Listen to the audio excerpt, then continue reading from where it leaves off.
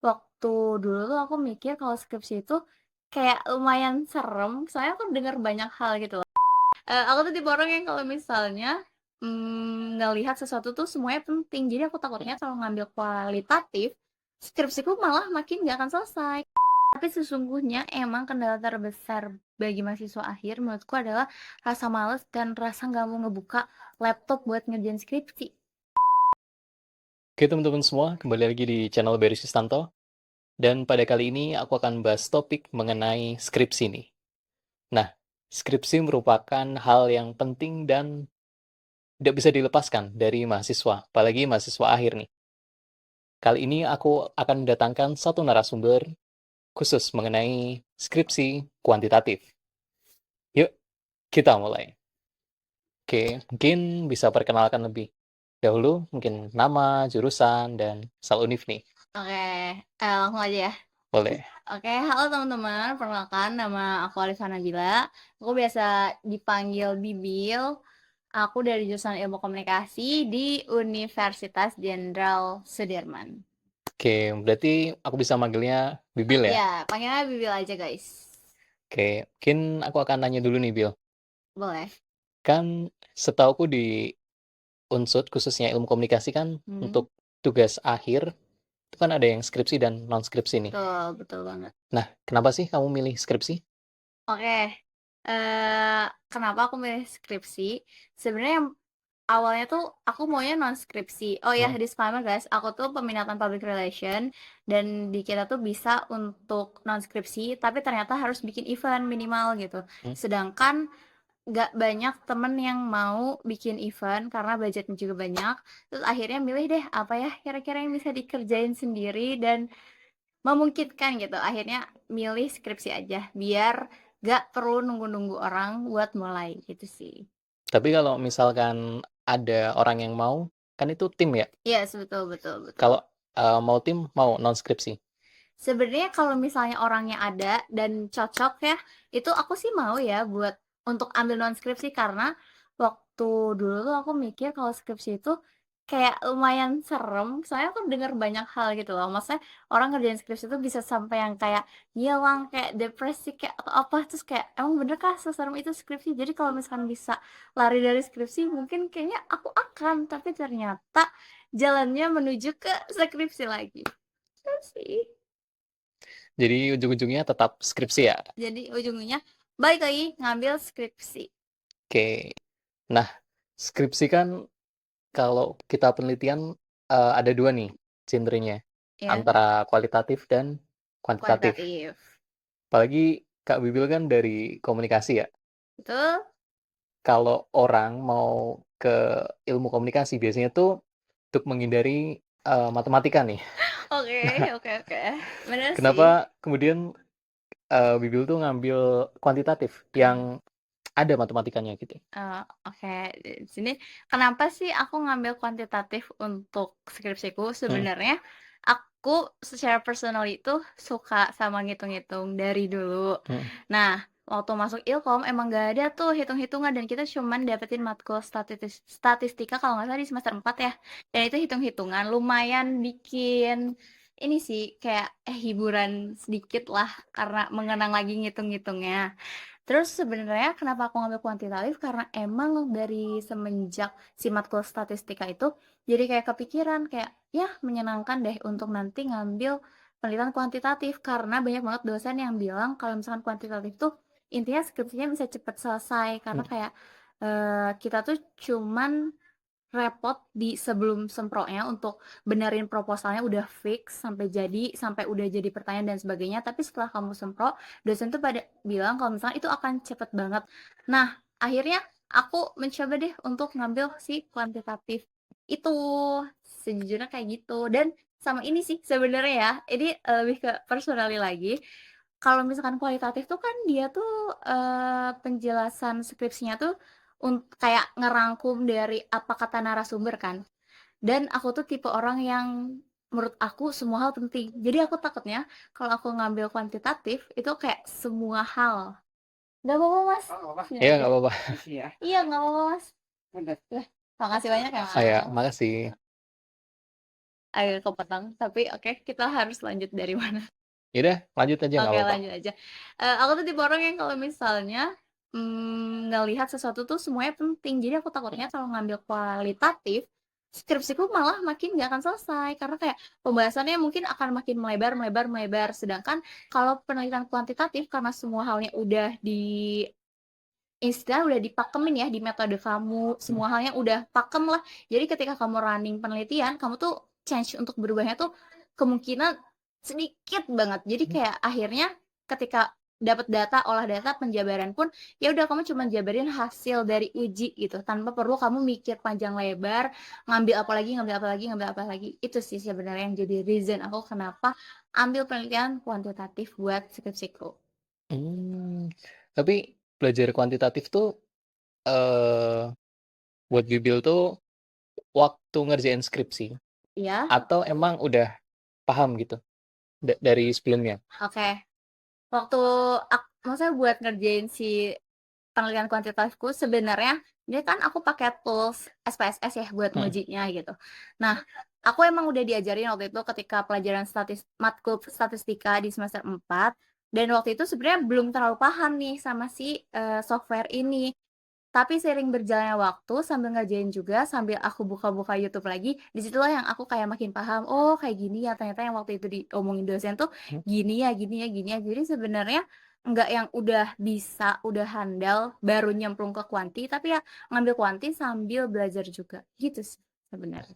Jadi basicnya sebenarnya sama sih teman-teman, kayak aku juga sebelum semester 7, sebelum matkul skripsi juga ada tentang kualitatif. Kebetulan aku ngambil penelitian kualitatif.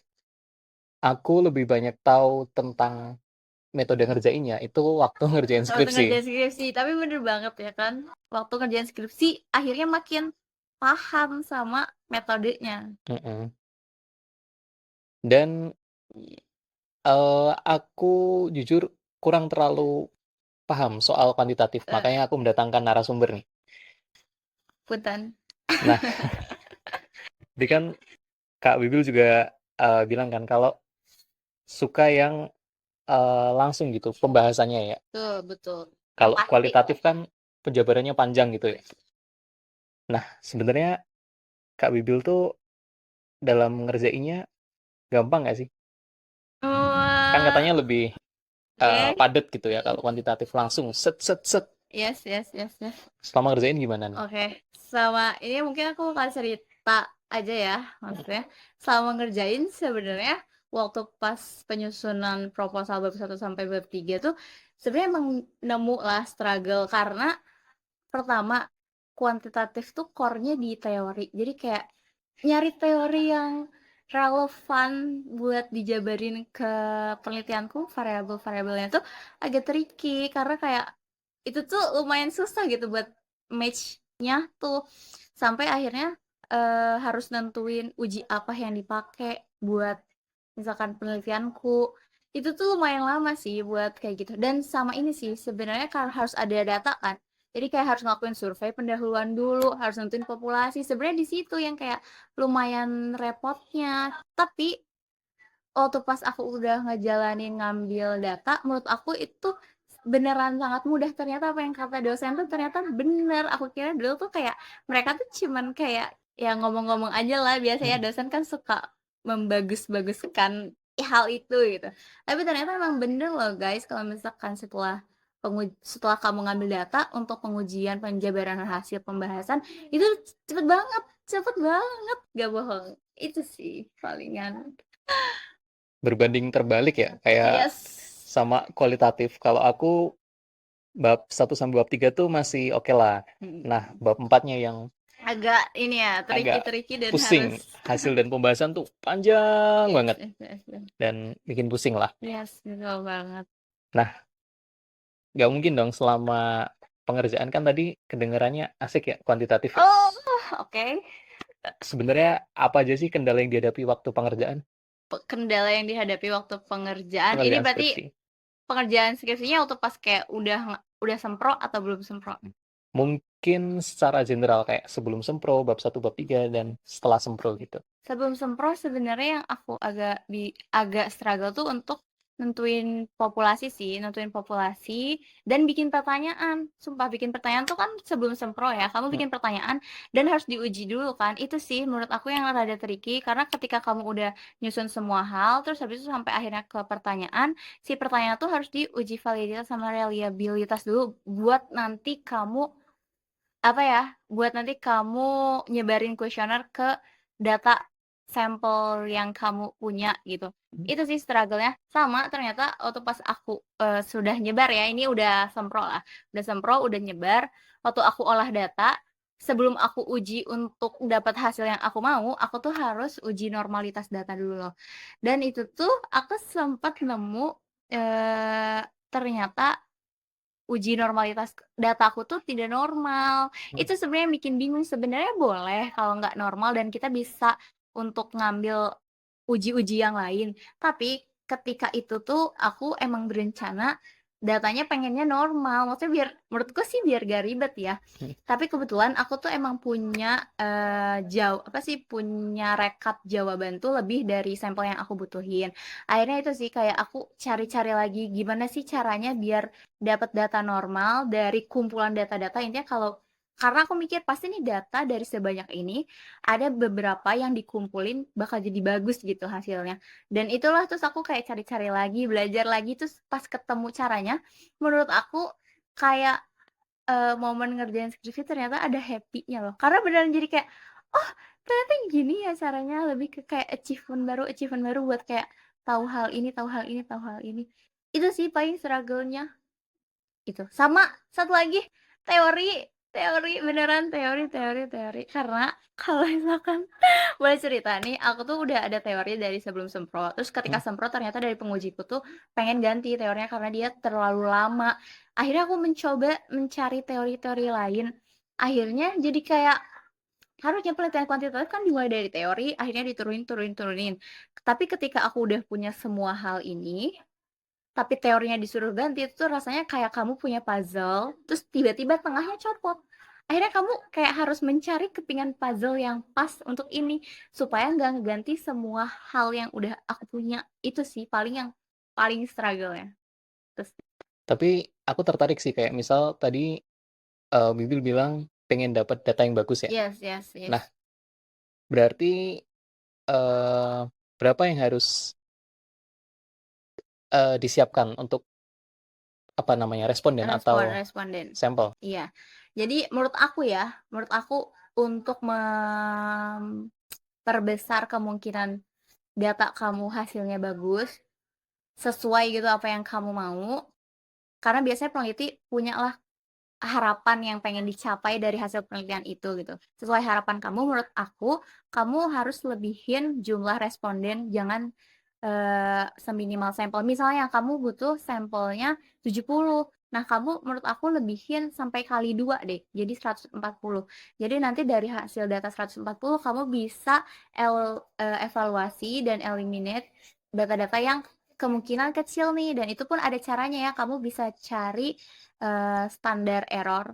Pokoknya pencarian standar errornya, yang standar errornya tinggi kamu buang. Akhirnya nanti standar errornya yang rendah yang kamu masukin ke dalam uji kamu. Nanti pasti datanya jadi sesuai lah.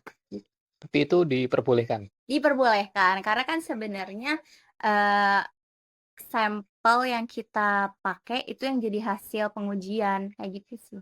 Gak apa-apa. Kayak gitu pun. Ini juga aku belajar teman-teman ya, karena aku juga pengen tahu tentang kuantitatif gitu. Terus tadi kan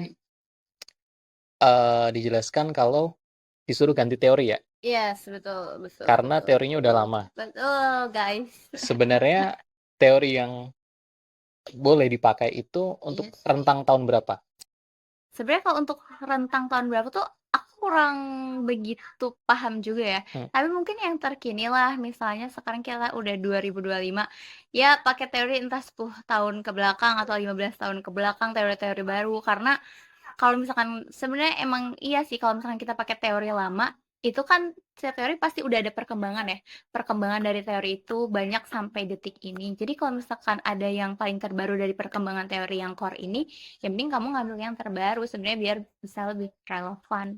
Itu sih palingnya. Hmm.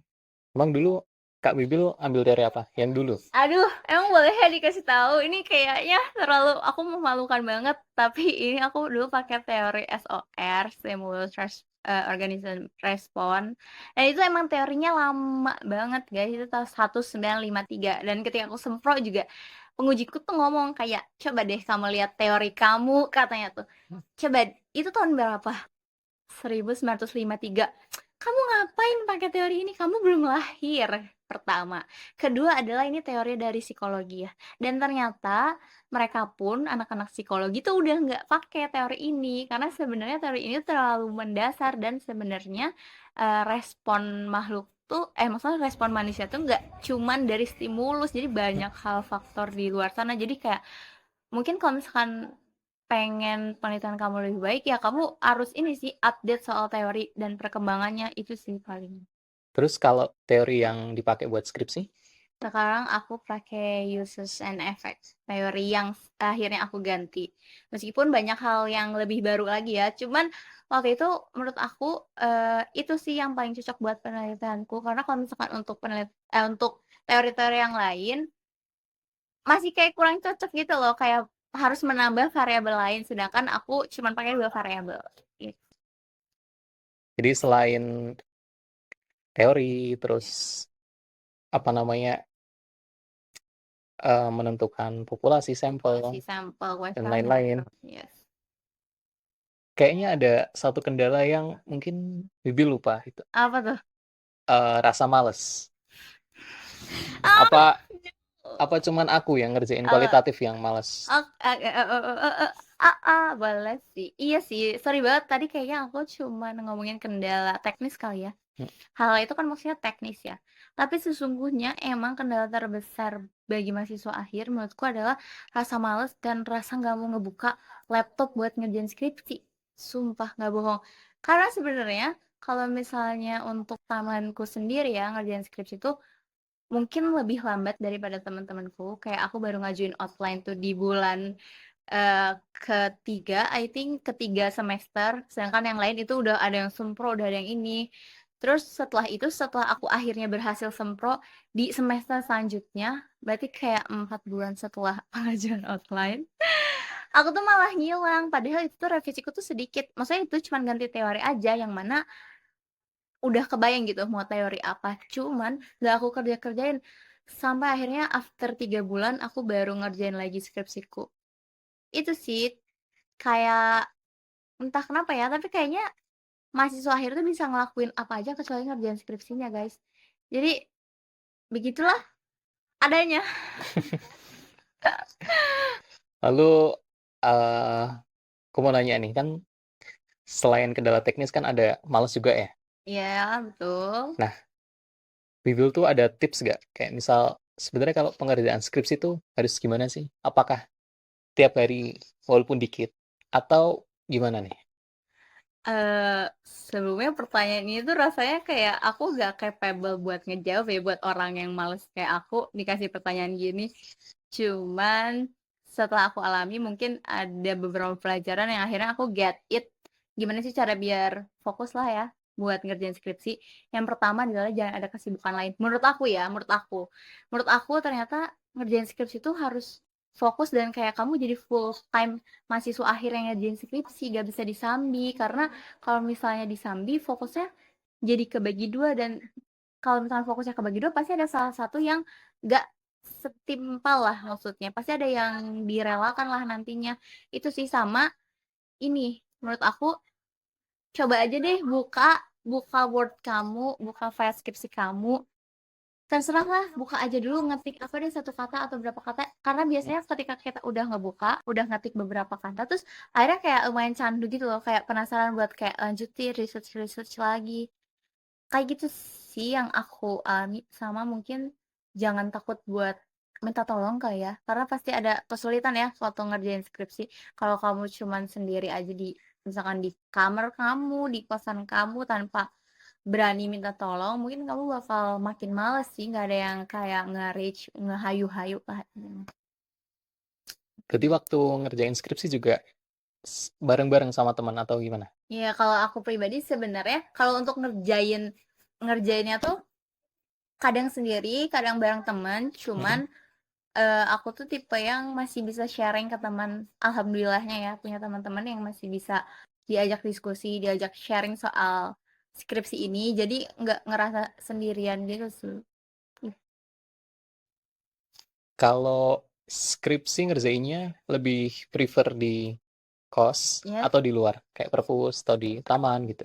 waktu awal-awal ngerjain skripsi ya, aku Hmm. sebenarnya lebih suka di kos karena aku tuh tipe yang kalau ngerjain capek tiduran. Tiduran dulu, rebahan dulu, terus ngerjain lagi. Jadi menurut aku nyaman sih buat ngerjain di kosan. Tapi ternyata setelah mendekati ke Semhas kali ya, waktu pas udah mulai mau pengujian dan sebagainya, aku tuh coba ke perpustakaan. Ternyata itu lebih efektif karena pertama kamu gak ada distraksi kasur buat tiduran. Kedua, semua orang-orang mostly mereka akan mengerjakan sesuatu, buka laptopnya, entah apapun itu, rasanya kayak kita tuh ke bawah suasana juga loh, ke bawah buat semangat, dan akhirnya pasti ngerjain apapun lah, mungkin ada ya separagraf, sekata, atau dapet insight jurnal jurnal baru dan sebagainya. Itu sih, jadi kayaknya untuk datang ke public space yang sama-sama ngerjain skripsi atau ngerjain apapun itu bikin kita lebih termotivasi dan semangat sih ternyata. Kalau di tadi kan di perpus ya, Iya, di perpustakaan ya. perpus. Nah, untuk referensinya tuh masih pakai buku fisik kah? Atau semuanya tuh pakai e-book terus jurnal gitu? Kalau aku pribadi, hampir 99% aku pakai ebook, pakai jurnal. Jadi nggak ada buku fisiknya. Buku fisiknya cuma ada satu doang dan itu pun dipinjemin dari dosenku untuk pas pertama kali aku bimbingan dan itu sangat membantu. Tapi sisanya mostly ebook sih dan jurnal. Terus selama pengerjaan ada dukungan keluarga nggak? Oh, kalau itu Heeh. sangat sangat amat love my family. Sorry banget, tapi maksudnya emang bener aku tuh tipe tipe orang yang selalu sharing kan, Hmm. maksudnya selalu sharing, susah seneng apapun tuh di sharing, sambat juga di sharing. Saya kayak kadang suka misu-misu juga sih sama mama, terutama ya kayak tentang skripsi ini ya, mamaku selalu support. Dan ini sih kayak aku dari awal perjalanan skripsiku, mulai dari ngumpulin outline dan sebagainya, emang selalu ngabarin dan kayak minta doa restu sama orang tua, kayak mah aku mau submit outline, doain ya bla bla bla bla. Terus kayak mah aku dapet dosennya gini gini gini, alhamdulillah. Terus habis itu pokoknya selalu minta doa sih. Jadi menurut aku perjalanan skripsi aku selalu disupport sih sama keluarga, alhamdulillah. Jadi dukungan keluarga juga penting ya. Banget sih menurut aku. Oke, mungkin aku mau nanyain beberapa pertanyaan sebelum kita udahan. Dan ini jadi hal yang penting. Kayak kemarin kita sempat ngobrol Hmm? tentang kuantitatif. Dan aku dikasih tips gitu. Kalau misalkan mau kuantitatif itu kita cari teori dulu, baru fenomena. Bener Betul, nggak? betul, betul banget. Karena sebenarnya penelitian kuantitatif itu kita kan tujuannya untuk mengeneralisasi dari sampel ke populasi ya. Dan kita tuh ada hipotesis, di mana hipotesis diturunin juga dari teori. Jadi akhirnya kita tuh bermuara ke menguji teori gitu. Apakah teori ini tuh sesuai kah sama fenomena yang terjadi saat ini, atau ternyata bertolak belakang, kayak misalkan hasilnya tidak mendukung teori itu sih. Makanya kenapa teori jadi core. Jadi kalau bisa tentuin dulu ya, misalkan buat kalian yang mau ngambil kuantitatif, coba deh tentuin dulu teori yang bakal kamu pakai ya. Banyak baca-baca, emang cuma satu sih buat nyari teori itu, banyak baca-baca, baru habis itu sesuaiinnya sama teori. Misalkan ternyata dari teorinya ada banyak variabel, sesuaiin. Kalau misalkan ada cuma dua variabel, ya udah sesuaiin kayak gitu. Itu akan sangat memudahkan langkah kamu ke depannya. Oke, mungkin untuk penutup, aku bakal nanya, Kak Bibil ada harapan nggak buat teman-teman mahasiswa semester akhir nih? Harapan buat teman-teman mahasiswa. Harapannya adalah semoga mereka tetap semangat. Amin. Amin. Dan ini sih bisa minta tolong ya, jangan sendirian lah intinya. Buat kalian lagi berusaha juga ya. Jangan sendirian, tetap semangat. Kalau misalkan ada temen, ada orang yang bisa ditanyain buat dimintain bantuan, minta tolong aja, guys. Pasti itu akan memudahkan langkah kamu juga. Oke, dan kita udah ngobrolin banyak tentang skripsi, khususnya penelitian kuantitatif. Mungkin kalau ada teman-teman yang mau nanya, bisa di Instagram Kak Bibil. Oh, boleh. Instagramnya @alifah_nabila, double L pakai E. Oke, nanti juga akan dicantumkan di video, teman-teman. Di sini, di sini, di sini. Editor tolong. Oke, editor juga saya juga sih sebenarnya. Oke, teman-teman, terima kasih sudah menonton channel ini. Semoga bermanfaat dan tunggu video selanjutnya. Terima kasih, teman-teman. Bye-bye. Makasih, bye-bye.